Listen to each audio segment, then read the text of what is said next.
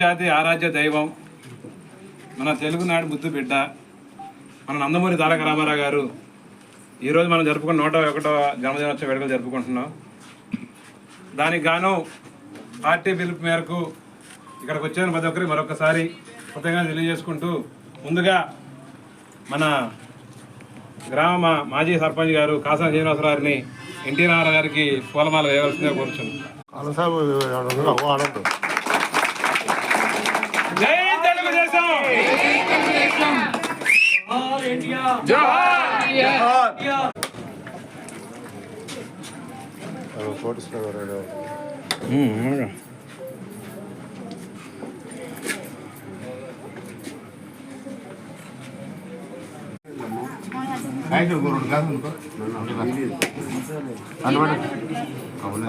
ఏ చిన్న పిల్లగా